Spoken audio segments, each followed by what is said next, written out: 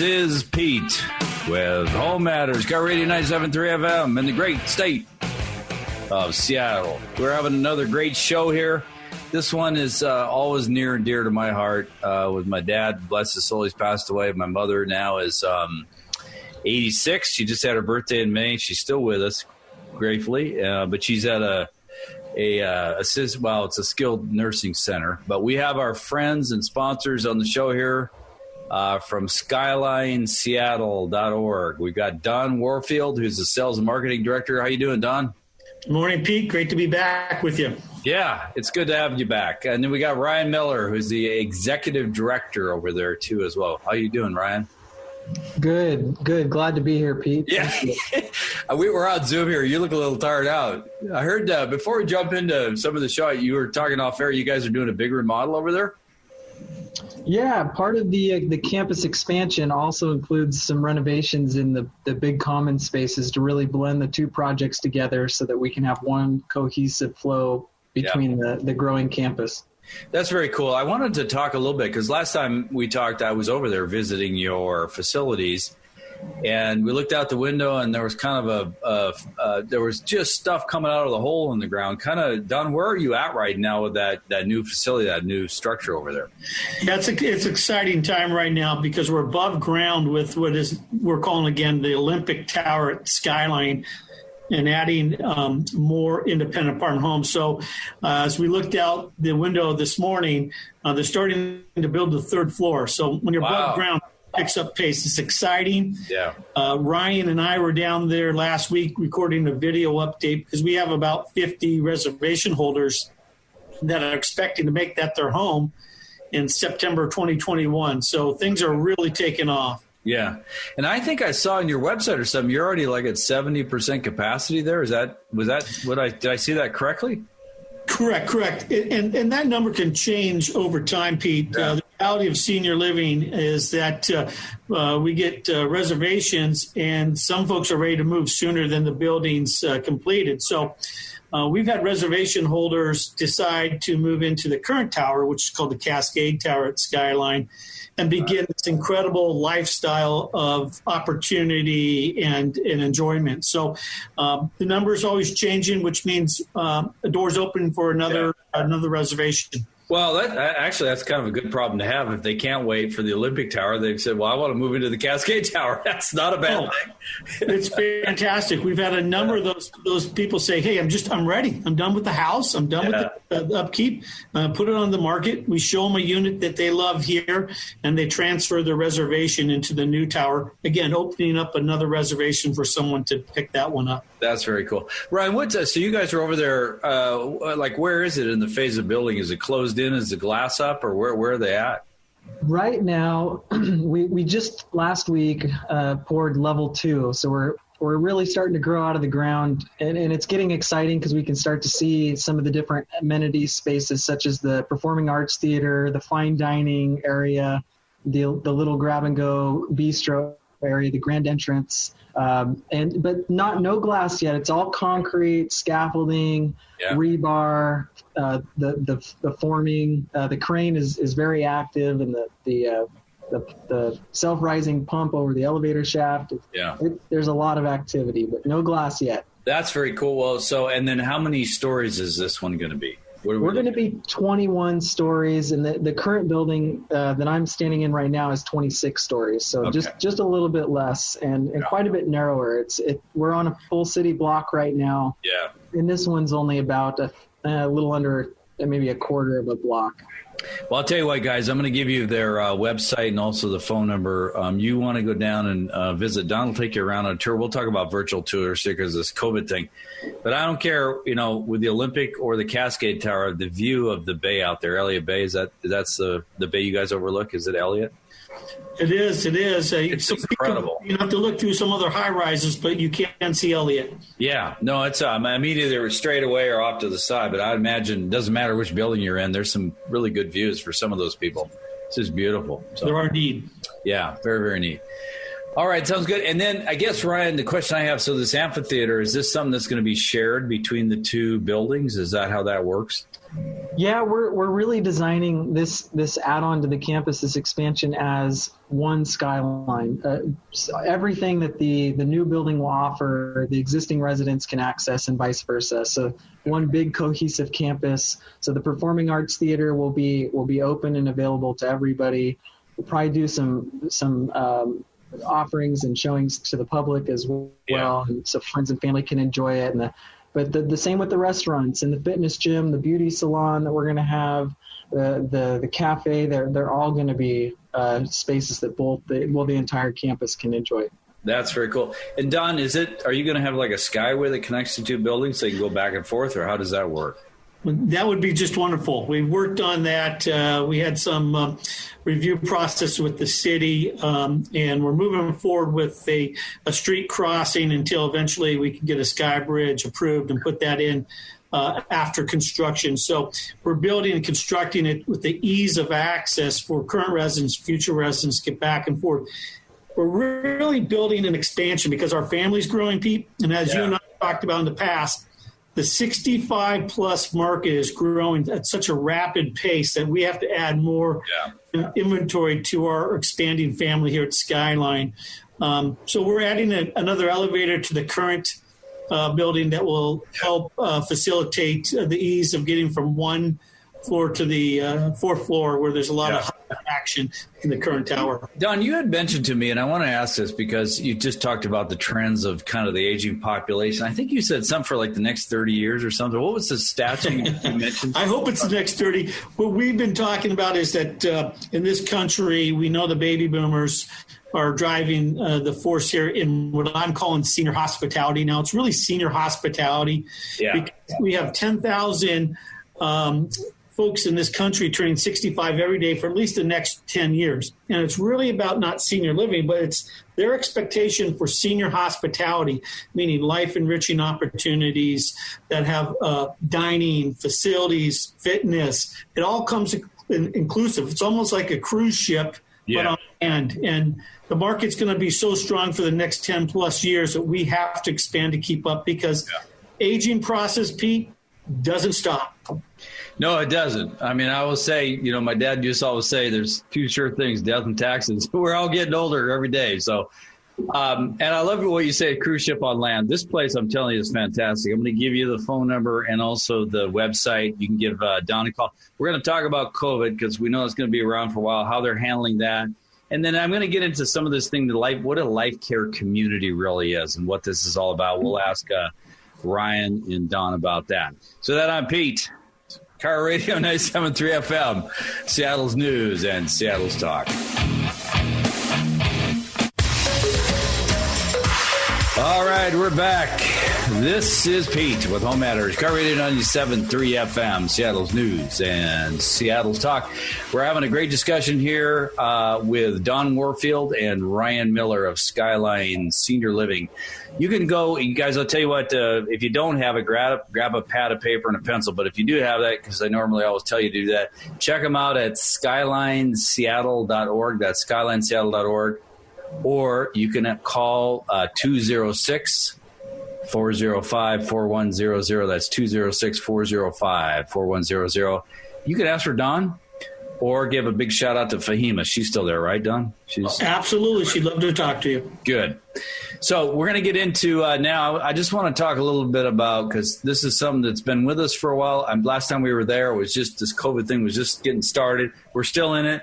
And we kind of don't know how long this is going to last. So we're going to have to kind of deal with it. So I guess, Ryan, the first thing I want to ask you is, how many employees do you have that are coming in and out of that building? And how are you keeping your residents safe? And how are you testing your employees just to make sure everything's okay there? Yeah, great question, Pete. We have 280 roughly employees of part-time, full-time on call. So it's a big operation, and not to mention roughly 300 residents on campus too. So big campus, a lot of moving parts. But, there's the obvious things that we're doing. We're doing extensive screening every time someone shows up to work, and any essential personnel arrives here at Skyline. We also invested highly, just like most communities I'm sure have, in just the standard PPE, gloves, masks, eye protection, gowns, all the things needed to protect team members. We're also issuing those out to the residents to protect the team members as well. So So when they're walking around the hallways, they have the masks on then? Absolutely, yeah. That's good. Yep. Everywhere we go, and it's to protect each other, not just one way. It's both ways. It's really important. But we've also made significant investments in technology that I think is somewhat unique to our organization. We invested in a robot that does disinfecting with ultraviolet rays. Yeah, I've seen those. Those are really cool. They're not cheap either. Those things are pretty pricey.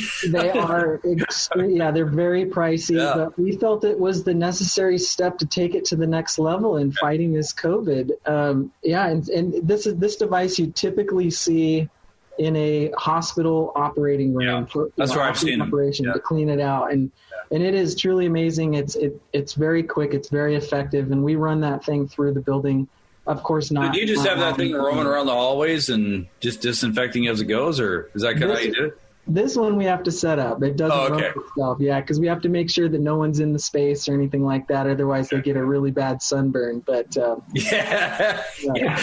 tad by the robot. That's not going to be good. Did you give the robot a name? We have one called Rocky and the other called Adrian. Great! The Rocky movies, Yeah. I love it. Yeah, and then the other piece of equipment that we invested in were these handheld electrostatic disinfectant sanitizing sprayers that are also very hospital grade. But now with COVID, a lot of places, even hotels, are investing in those. And the good thing about those, used in combination with our ultraviolet robot, is that it can sanitize those soft surfaces, those surfaces you can't just bleach with a solution. So drapes, cushions, bedding, all that kind of stuff. So it's kept us safe. It's been a big. Oh, that's really cool. Yeah. Just so you guys know, one of my businesses is in sanitization apparatus. The electrostatic sprayer is positively charged, and it's a very small micron, almost like a fog mist. And what he's saying is a lot of these soft surfaces, even hard surfaces, most of them, some of them, not all of them, are negatively charged. So it attracts the disinfectant right to those spots to help kill, which is great. So it kills in air and kills in, on surface, which is good. Okay. Now, Don, I want to ask you, so you got a safe environment. I know when I was there, I just kind of waltzed right in. They asked me the 4 questions at that time. We didn't know what we were really in for until now with COVID. But I had seen you're doing like virtual type stuff. So can you talk a little bit about that? Like, how do you invite people to these virtual events? Correct. We made a decision right away when COVID started rearing its ugly head that we weren't going to slow down. We were just going to decide to pivot. Stealing a line from a local marketing firm here in Seattle, we weren't going to panic. We were going to pivot. And when we pivoted, we said, let's just focus on making it easy for folks to sit at the comfort of their home in front of their computer, their iPad, continue to learn about Skyline. So we initiated back in March, we started doing webinars. And whether it's small group, big group, one-on-one, we certainly still do visits. Ryan just covered a gamut of opportunity to keep the place safe and clean. So we still bring people in one-on-one to see units, which is one of the larger versions of visits and tours. But a lot of video, a lot of virtual, a lot of webinars, a lot of Zoom, what we're doing today. Okay. So if you go to skylineseattle.org, that's where you have the webinar up there. They can register for one of those. And yes. Okay. Absolutely. If you go to skylineseattle.org and hit right there on the front page on the right, there's a listing of events. They can sign up for one. We have one coming up next month in August. It's actually going to be a resident panel. We're going to have about 8 residents that are going to talk about at Skyline. Why not hear it from the folks that live here? So that's coming up. And so they can go to the website and sign up, and we'll send them the link. That's very cool. And then I also noticed that you're doing, for people that have iPhones or iPads, you're doing FaceTime tours, right? So you're walking around virtually and doing that? I did. I've done that with a family member actually down in San Diego. She was in San Diego. Her dad lives here in Seattle, and it was the way for the daughter to tour the unit. The father ended up moving in back in April. That's really, really cool. That's awesome. Well, they got it both ways. I'm an Android user, but so you can do the webinar. If you're not an Android user and you're an iPhone user, you can use FaceTime. So it's all good. It works both sides. I love it. All right. Let's get into, so we got the webinar events. You guys are covered. You're still moving ahead. You're still growing. What I want to do in the next segment when we come back, we're going to get into now talk about life care. These guys, they talk about this quite a bit. If you go back, you can see the previous shows. I've had them on at mynorthwest.com/home matters. But we're going to talk about what is life care. We're going to talk about kind of what the cost per month. And guys, I'm going to let you in on a little secret here in this industry. It's coming from me, not from these guys, about what my mom is paying versus what these guys are charging. It's very reasonable if you plan properly, right? So fortunately, my mom had money, but the thing about it is I want to talk to you guys about this because this is something you need to think about now and not wait. So we'll get back to that. You can give them a call at 206-405-4100, and you can talk to Don or Fahima. Big shout out to Fahima. With that, I'm Pete. This is Home Matters, KIRO Radio 97.3 FM, Seattle's news and Seattle's talk.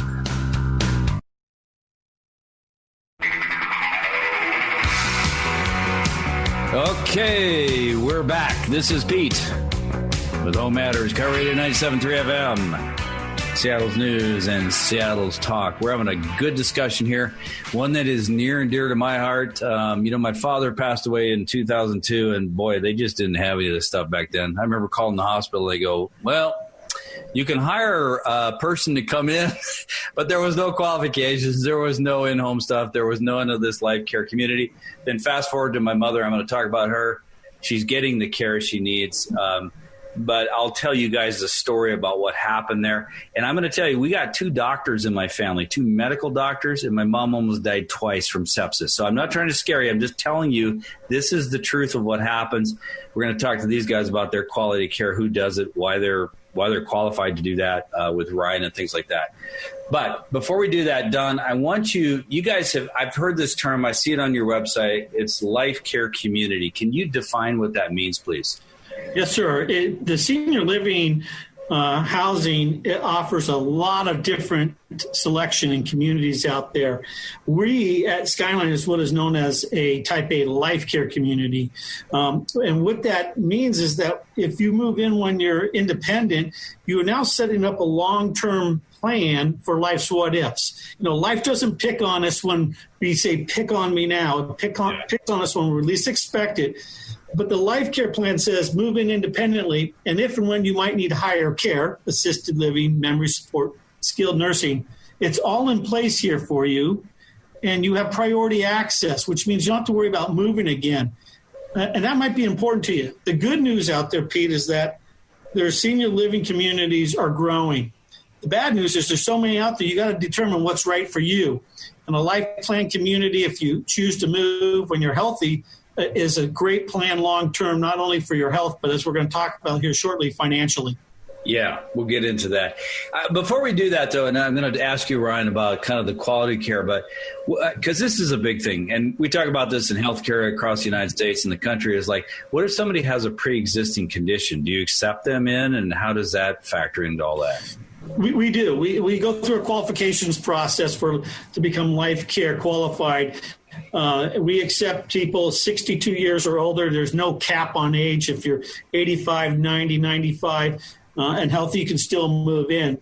Yeah. The life care rate is a discounted plan, long-term, a predictable cost, and you have to qualify. So you may move in with a pre-existing condition and still make Skyline your home. You may be healthy and you're life care qualified, and that's the best plan moving forward. So you got, and we'll get into that, you got adjustable rates depending on what kind of conditions you have or don't. Yeah, do it now and get the lifestyle. Yeah. Well, one thing I didn't know, I saw on your website that 75% are going to need long-term care.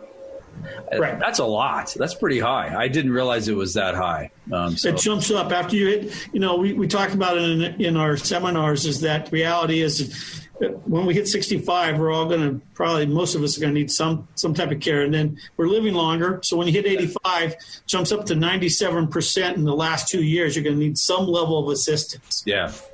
We're sitting on Zoom here, and I know Don normally wears a tie. He doesn't have one on. I think that's good for your long-term health there, Don. No tie? Well, Brian's got one on, though. He doesn't know it. He's still young. He's got a ways to go to catch up to us. That's right. Catch up to us. All right. So, Ryan, I want to ask you, since you run this facility over there, we talk about life care, long-term care, all this kind of stuff. But if I'm, someone evaluating, Skyline Senior Living, how do I know, what is your quality of people that you have there, and how do I know that quality is good and I'm going to get the care I need? Well, there's a couple ways that I'd recommend. I think that there's two that are really, really important. And I don't know if people put quite the value on these that they need to, but the first is check around with your network. Your friends, your family, your neighbors, your doctors, and find out who's actually had experiences at that community. They're going to give you a true testimonial of what it was like to be at that community, what their experience was. It doesn't mean they had to live there. They could have just been visiting a friend or something like that. And that really shows you, you have that long exposure in the community to really get a feel for it. Mm-hmm. Another one is yourself, your family, get together, go for a tour a couple times and really look around, see how you're treated, how people, are they happy? Are they engaged? Are they active? And those, I think, are the two most valuable ways to get to know a facility. Facilities are licensed. Care facilities are licensed. They are surveyed. Yeah. There are reports about, how well they are in compliance. Those are a snapshot in time. And although they can be a resource for that 1 week in that 1 year, it doesn't mean that's how that they performed the entire year, good or bad. So those I wouldn't put too much weight on those. They are a resource, of course, to consider, but really, going to that facility and getting to know the staff, meeting some residents, finding out if anyone in your network knows that community at all. Those are the real valuable resources to get to know. I get that, but what I'm trying to understand, because people are thinking about this, right? So let's say the nursing staff or the care staff there is, how do they know that they're getting good quality of care there? That's what I'm wanting to know. Well, the main thing would be, the only way to evaluate from the outside about the care is to use those online resources like Medicare.gov to really check into their quality. Okay. But again, it's tough.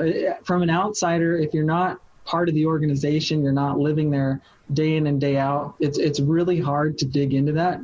Okay. Being truthful, because you really just have that one resource that's available on Medicare.gov. Okay. And that being one week in a year, it's not going to really show you the day in and the day out. Right.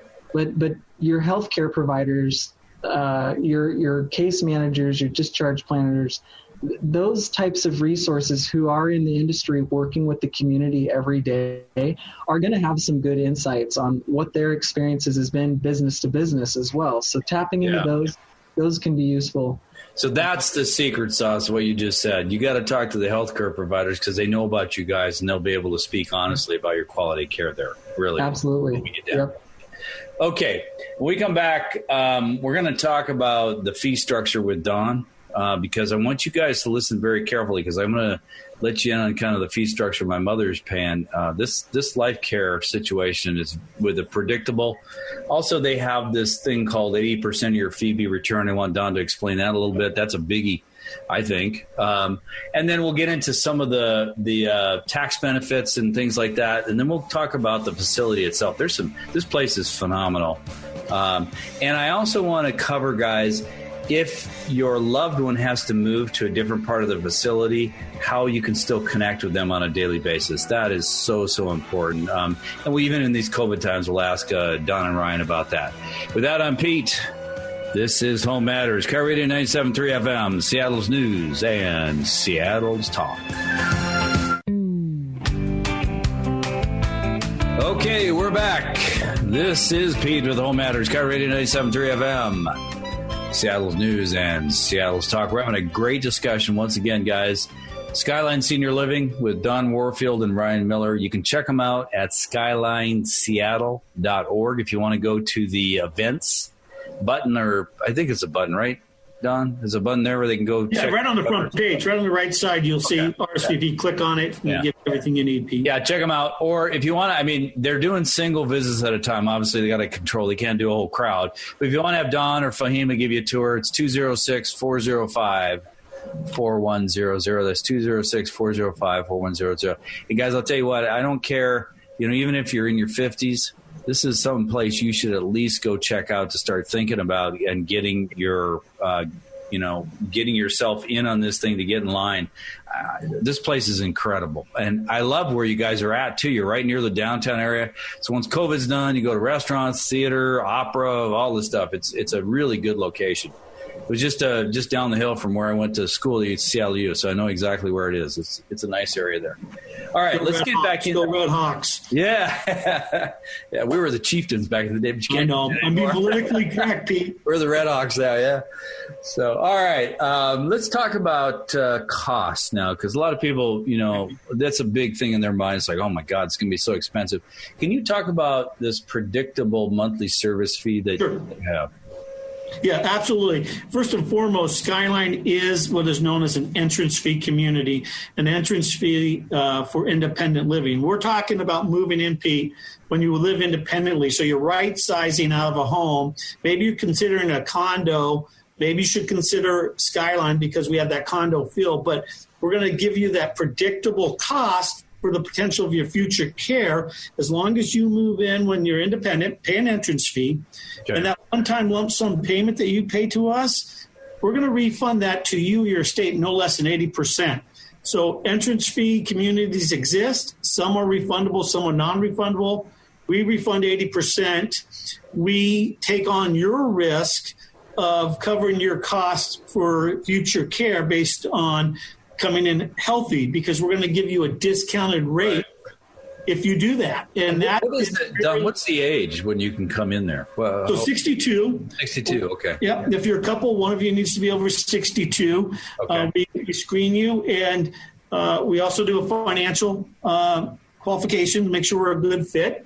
Okay. And it's like having long-term care, but it's more comprehensive than long-term care. Long-term care helps offset increased cost of care down the road.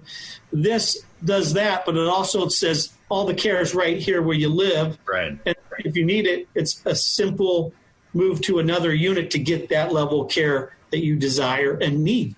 Yeah, got it. Now, so this entrance fee with 80%, when does that get refunded? What is the event? When they pass away, or is it?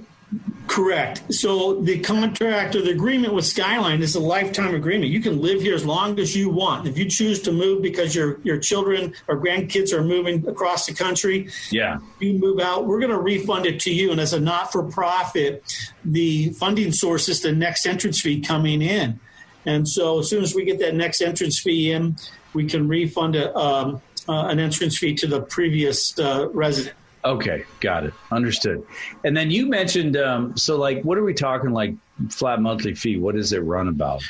Yeah, the life care fee is an average fee of $5,282 a month, $5,282 a month. So if I'm a single person and I move in and I'm living independently, and God forbid I have a full-blown stroke, Pete, I now have priority access to skilled nursing, and I'm going to go into skilled nursing and pay $5,282 a month for my care and get a couple extra meals charged to me versus the market rate for that type of care. If you're not life care, $15,000, $18,000, $20,000 a month. Yep.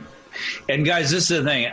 What Don just said, I cannot stress, just from my own experience and my family's experience. And I mentioned you guys, a big shout out to my sister, Shelly. She's a medical doctor. Her husband is a radiologist, also a medical doctor.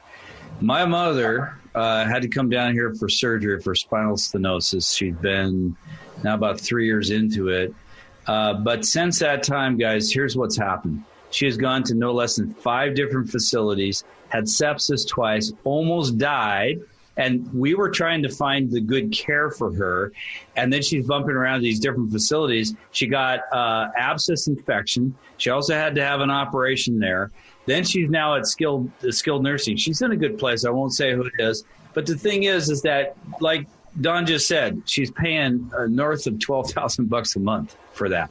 So you look at just the cost, but it's more than cost too, guys. It's way more than that. It's about getting this continuum of good quality care and not having all these issues. And again, we have 2 medical doctors in our family and still had these problems. So I'm not trying to scare you. I'm just telling you the realities of what can happen here.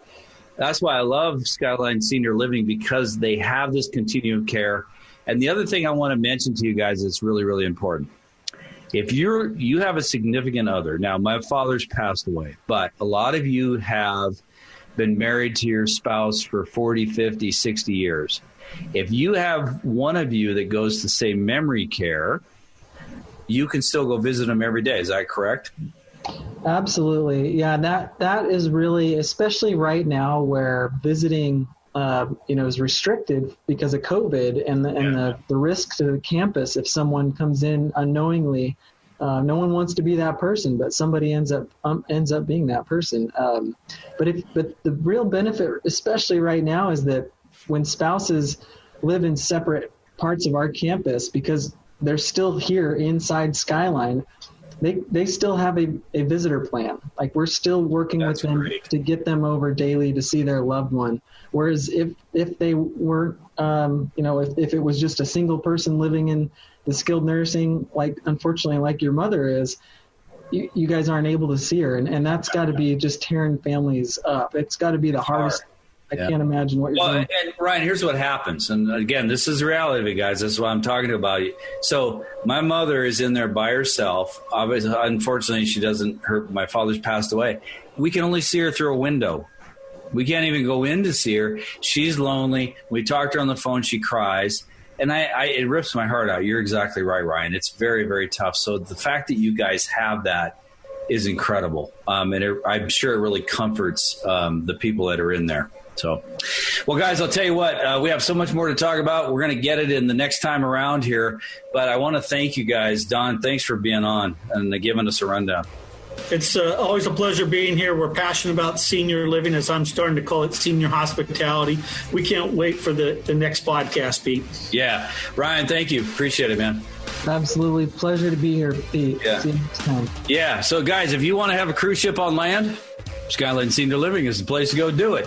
You want to give them a call at 206-405-4100 or check them out at SkylineSeattle.org. Get yourself on one of those webinars or a FaceTime virtual tour with Don. He'll help you out there. With that, I'm Pete.